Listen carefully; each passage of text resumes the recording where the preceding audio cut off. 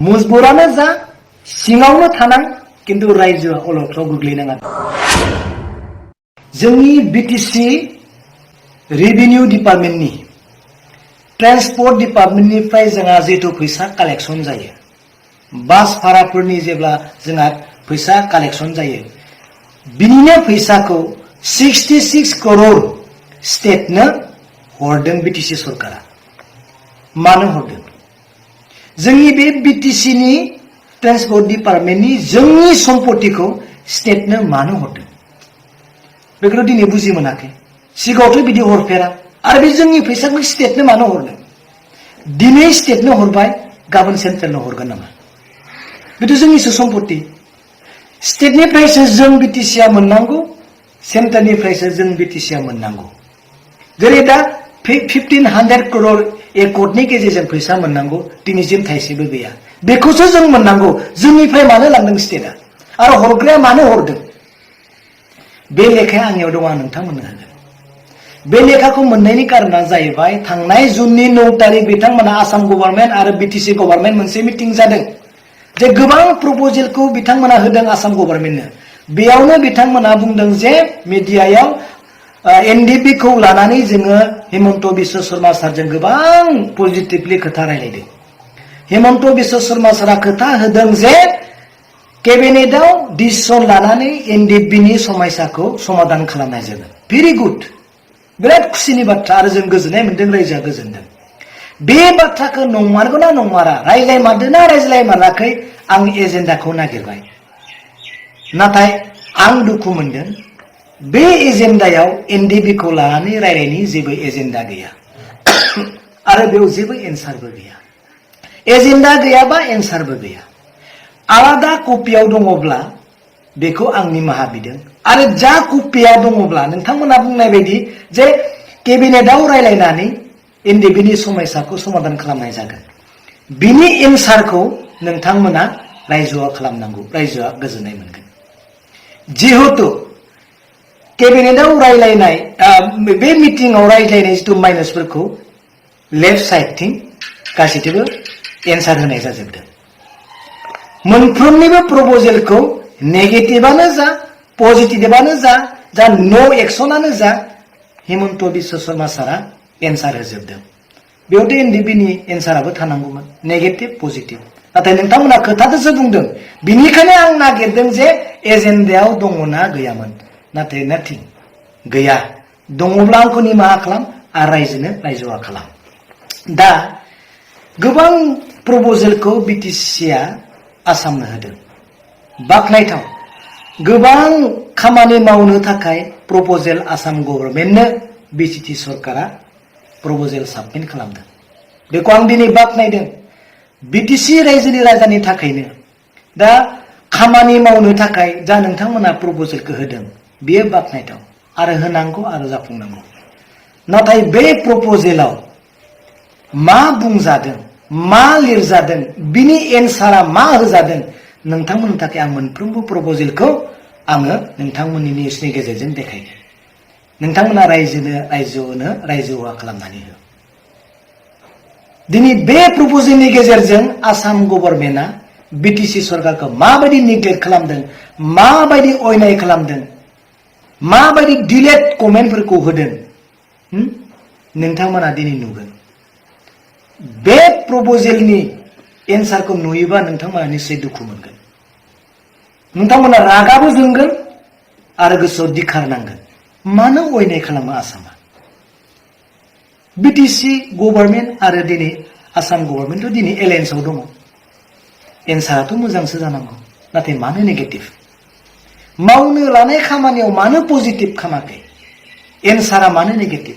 बेयाव दङ। नोंथांमोना एन्सारखौ बे मोनसे सेटिं नायब्लानो नुगोन। दङ पजिटिभबो, नाथाय हें खालामनायनि एन्सारबो दङ। मा बुंगोन दा रायजोनो? रायजोनि नोंथांमोना फोरमायसो, रायजोआ मिथिगोन। नोंथांमोना फोरमायाथ' रायजोआ मिथिनाय नङा। मोननै खोथाखौ आं नोंथांमोननि सिगाङाव बुंनो नागिरदों। बिटिसिनिनो इएम मानगोनां रन्जित बसुमतारिया जोंनि बिटिसिनि फरेस्ट डिपार्टमेन्टखौ बासायनो थाखाय, जोंनि फरेस्टफोरखौ प्रटेक्सन होनो थाखाय बिथाङा मोनसे मोजां आसनि लानायखौ जों खोनाबाय थादोंमोन। बिथांनि खुगानिफ्राय जे बड'लेण्ड फरेस्ट प्रटेक्शन फोर्स बानायनानै एक्स एनडिबिफोरखौ एंगेज खालामनाय बेकार सेंग्रा सिख्लाखौ एपइन्टमेन्ट होनाय बे खोथाखौ रायजोनो बिथाङा खोथा होबोबाय थादोंमोन। बेबायदिनो खोथा होनाय बायदिनो गमामायै बिथाङा आसाम सरकारनो प्रप'जेलखौ होबाय। जोंनि बड'लेण्ड फरेस्ट प्रटेक्शन फोर्सनि जिथु प्रजेक्ट बेखौ नोंथांमोना एप्रुभ खालामनांगौ होननानै प्रप'जेल होदोंमोन। नाथाय दुखुनांथाव बिथांनि प्रप'जेलनि एन्सारा नेगेटिभसो। आसाम सरकारासो बेयाव 3rd बेटालियनखौ हरनानै डाइरेक्ट कब्जा खालामनायनि खोथाखौ बिथांमोना बेयाव एन्सार होबाय। दिनै फेरेंगा सारनि साननाया मानो सिमां जाखो? बेथ' गाज्रिखौ सानाखैमोन। बिटिसिनि रायजोनि थाखायनो सानदोंमोन, बिटिसिनि सेंग्रा सिख्लाफोरनि थाखायनो सानदोंमोन, एक्स एनडिबि फोरनि खोथा होदोंमोन। येस, नाथाय आसामनि एन्सारा दिनै बिथांनि गोसोखौ दुखु होदो आं दिनै मिथिगौ। प्रमद बर' सारा बिनि थाखाय मा बुंगोन? बेथ' एन्सारा नेगेटिभ। मानो जोंनि गोसो बायदि बा नोंथांमोननि लुबैनाय बायदि मानो बे बड'लेण्ड फरेस्ट प्रटेक्शन फोर्सखौ बानायनो मानो हायाखैसै? मानो अयनाय खालामजाखो? सोर अयनाय खालामगोन नोंथांमोनखौ? बिटिसि रायजोआथ' नङा, सोरबा बिपिएफनि पलिटिसियानफोराथ' नङा, आसाम सरकारासो खालामदों। आरो 2 नम्बर जे प्रप'जेल for creation of Salbari revenue circle, बिराद मोजां मोनसे रायजोनि थाखाय लांदोंमोन प्रप'जेल। 147 गामिखौ लानानै जे मोनसे रेभिनिउ सार्कल बानायनो थाखाय प्रप'जेल होदोंमोन। बिराद गुड, मोजांमोन। नाथाय एन्सारखौ मा होबाय? नो एक्शन, नो, बेयाव जेबो मावनांगौ गैया। दिनै बै 147 गामिया दिनै मा जाना थाखो?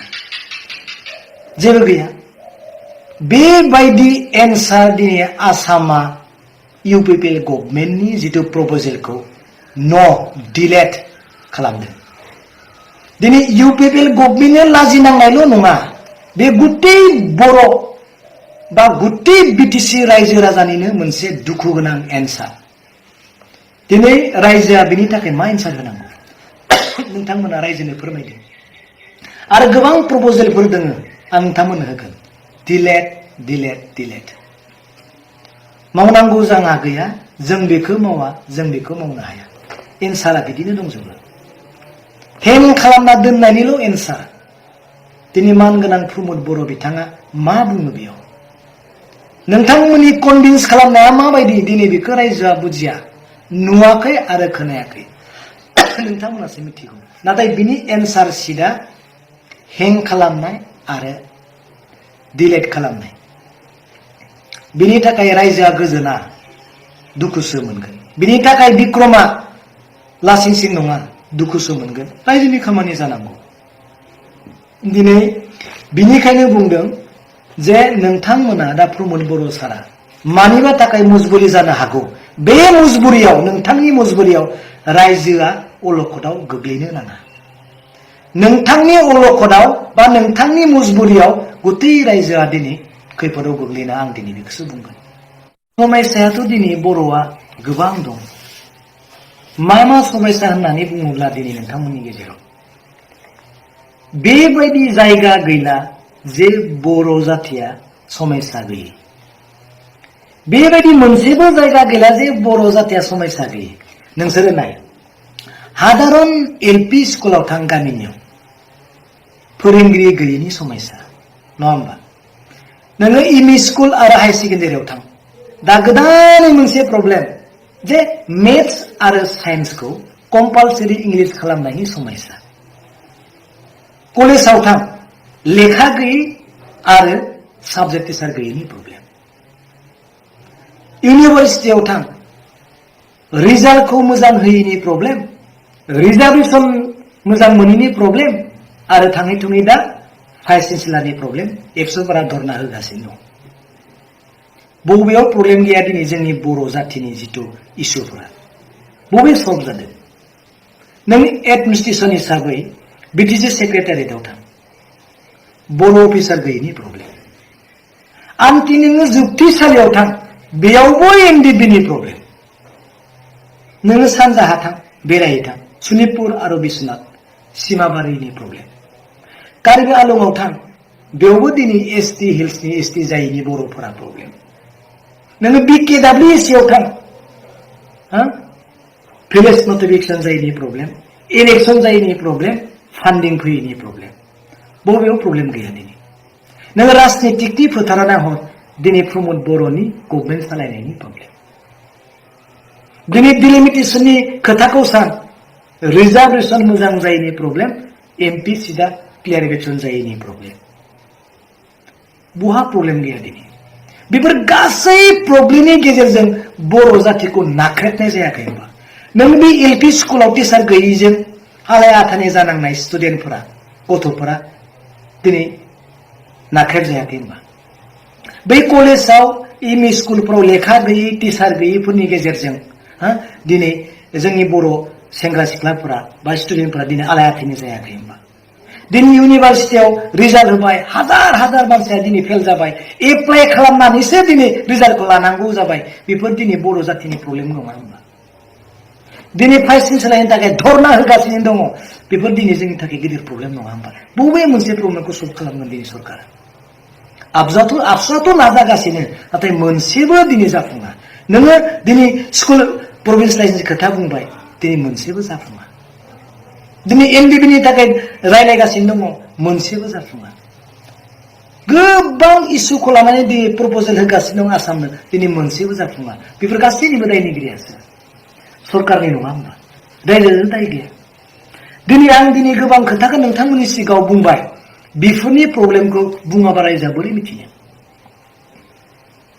दिनै आङो नोंथांमोननि सिगाङाव बुंबावदों BPF आरो UPPL लाबो सोरनिबा राजनितिकआव थानानै मजबुरि जानांनो हागौ नोंथांमोननि मजबुरिनि गेजेरजों मजबुरानो जा सिङावनो थानां किन्तु रायजोआ अलखदाव गोग्लैनाङा बेखौसो दिनै जोङो खावलायगोन नोंथांमोना सरकार सालायनो हा दा हा दिनै रायजोआ अलखदाव गोग्लैनाङा बेखौसो दिनै बुंगोन गोबां खोथाखौ आं बुंबावनो सानाखै गोरोन्थिफोर जादोंब्ला नोंथांमोना अननानै